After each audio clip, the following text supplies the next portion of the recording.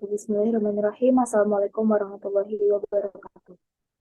Perkenalkan, kami dari kelompok 9 akan membahas tentang konsep Islam tentang pembinaan dalam keluarga. Go next slide.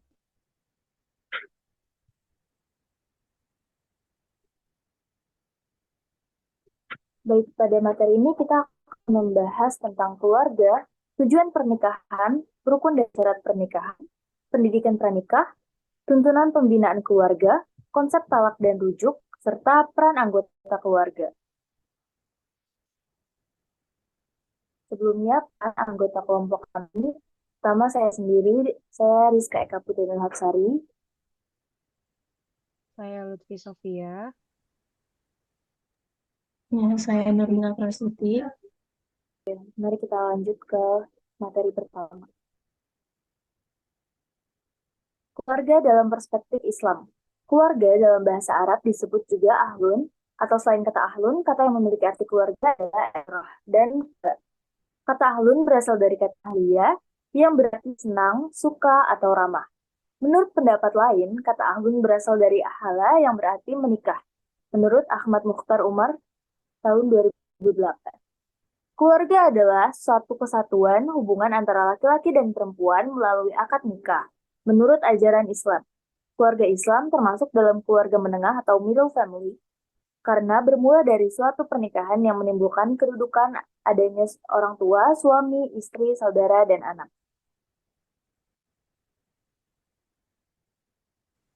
Selanjutnya ada tujuan pernikahan.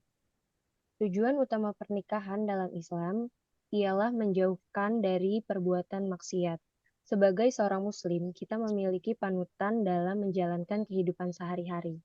Alangkah baiknya kita meniru yang diajarkan oleh Nabi Muhammad SAW.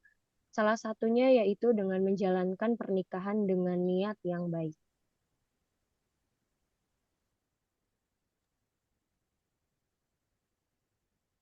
Ada rukun dan syarat sah pernikahan, yaitu calon suami atau istri bukan mahram, merdeka atas kemauan sendiri, diketahui jenis kelaminnya, tidak sedang ihram haji. Ada wali, ijab kabul, dan mahar. Untuk rukun nikah, adanya calon suami dan istri yang akan melakukan pernikahan, adanya wali, adanya 2 orang saksi. Oke, selanjutnya ada pendidikan pranikah. Pranikah ini tersusun dari 2 kata, yaitu pra dan nikah. Kata pra, sebagaimana yang tercantum di dalam Kamus Besar Bahasa Indonesia, ialah sebuah awalan yang memiliki makna sebelum. Sedangkan kata nikah diartikan dalam Kamus Besar Bahasa Indonesia ialah sebagai sebuah ikatan atau perjanjian, yaitu akad, perkawinan antara seorang laki-laki dan seorang perempuan yang dilaksanakan sesuai dengan ketentuan hukum negara dan agama. Berdasarkan pengertian di atas, dapat ditarik sebuah kesimpulan bahwa pendidikan pranikah merupakan sebuah proses atau upaya untuk memberikan perubahan atau transformasi pengetahuan, nilai-nilai, serta keterampilan yang lebih baik mengenai pernikahan. Selanjutnya ada konsep talak. Secara bahasa, talak berarti melepaskan ikatan. Dengan kata lain, talak adalah memutuskan hubungan antara suami istri dari ikatan pernikahan yang sah menurut syariat agama. Meski demikian, Islam juga memperbolehkan adanya rujuk setelah suami menjatuhkan talak pada istrinya. Tetapi, tetap dengan beberapa catatan.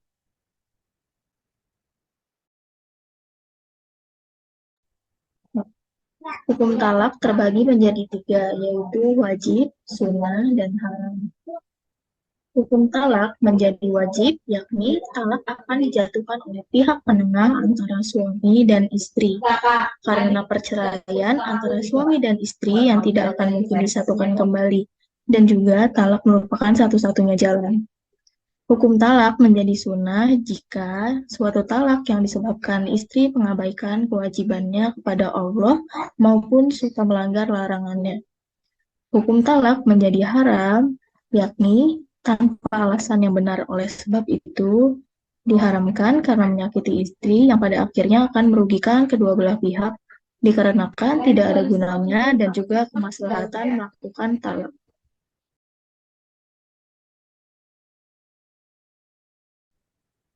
Selanjutnya itu ada rukun talak. Yang pertama itu ada dari suami.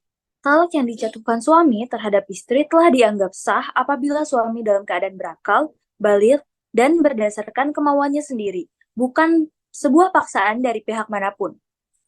Jumhur ulama sepakat bahwa suami yang telah terkena gangguan jiwa dan bukan atas kemauannya sendiri, talaknya akan tidak sah. Yang kedua itu dari pihak istri, talak yang dijatuhkan kepada istri hukumnya sah saja apabila masih dalam ikatan suami istri yang sah dan istri dalam keadaan idah atau istri dalam keadaan idah atau talak raj'i maupun talak bain sughra yang dijatuhkan sebelumnya. Yang ketiga itu ada qasdu atau sengaja. Melakukan talak akan sah jika ada kesengajaan mengucapkan talak dengan maksud untuk menalak dan juga bukan maksud yang lainnya. Oleh sebab itu, jika salah dalam mengucapkannya tidak akan dianggap sebagai talak. Selanjutnya ada jenis dan macam talak. Yang pertama, talak ditinjau dari jumlah. Talak satu ialah talak yang pertama kali dijatuhkan oleh suami kepada istrinya dan juga hanya dengan satu talak. Kedua, talak dua ialah suatu talak yang dijatuhkan oleh suami kepada istrinya pertama kalinya, yang kedua kalinya maupun untuk pertama kalinya tetapi dengan dua talak sekaligus. Yang ketiga, talak yang dijatuhkan oleh suami kepada istrinya untuk yang ketiga kalinya ataupun untuk yang pertama kalinya tetapi langsung talak ketiga. Kemudian talak ditinjau dari rujuk kembali, yaitu talak raj'i. Yang dimaksud dengan talak raj'i ialah talak yang boleh dirujuk kembali mantan istri atau mantan suaminya selama masa idah maupun sebelum masa idahnya berakhir.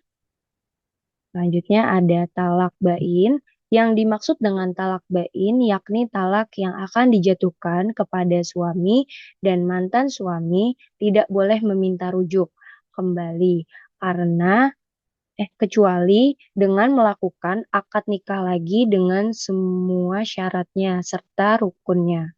Kemudian talak ditinjau dari istri, talak sani. Talak yang dijatuhkan suami kepada istrinya yang pernah dicampuri dan pada waktu itu keadaan istri dalam keadaan suci dan pada waktu suci sebelum dicampuri atau sedang hamil dan juga jelas kehamilannya. Kemudian ada talak bid'i, talak yang dijatuhkan kepada istri yang pernah dicampurinya dan pada saat itu keadaan istri saat sedang haid dan dalam keadaan suci, tetapi pada waktu suci tersebut sudah dicampuri. Dan selanjutnya, rujuk adalah bersatunya kembali sepasang suami dan istri dalam ikatan pernikahan setelah terjadinya talak roj'i dan sebelum habis masa iddah. Jika seorang suami memutuskan untuk rujuk dengan istrinya, keduanya tidak perlu melangsungkan akad nikah, sebab akad nikah yang keduanya miliki belum sepenuhnya putus.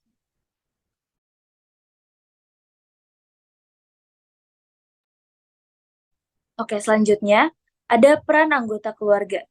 Yang pertama itu ada ayah. Ayah berperan sebagai kepala keluarga. Sebagai kepala keluarga, tentunya ayah mempunyai tugas untuk melindungi keluarganya dari gangguan atau mara bahaya.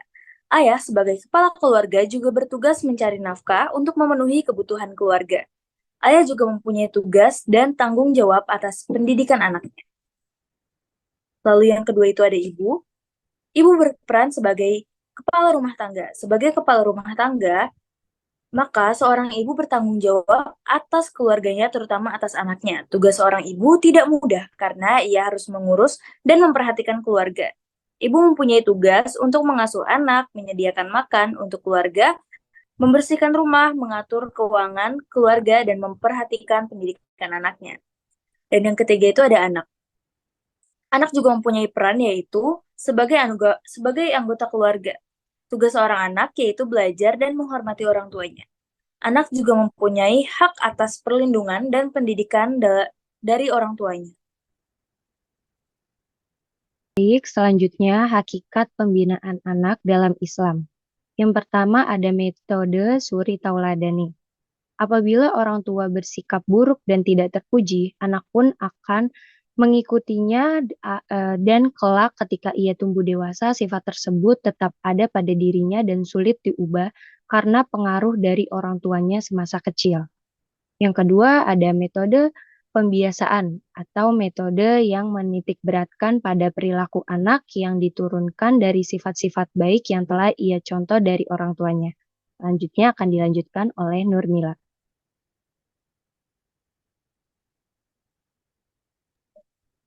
Yang ketiga, ada metode ceramah, metode yang menitik beratkan pada perilaku anak yang diturunkan dari sifat-sifat baik yang telah ia contoh dari orang tuanya.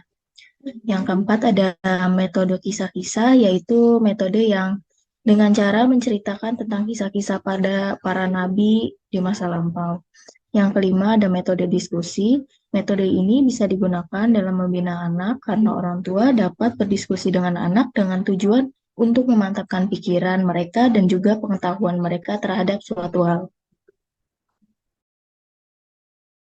Oke, saya rasa cukup untuk presentasi materi ini. Kurang lebih mohon maaf dari kelompok kami. Wassalamualaikum warahmatullahi wabarakatuh. Waalaikumsalam warahmatullahi wabarakatuh. Waalaikumsalam warahmatullahi wabarakatuh.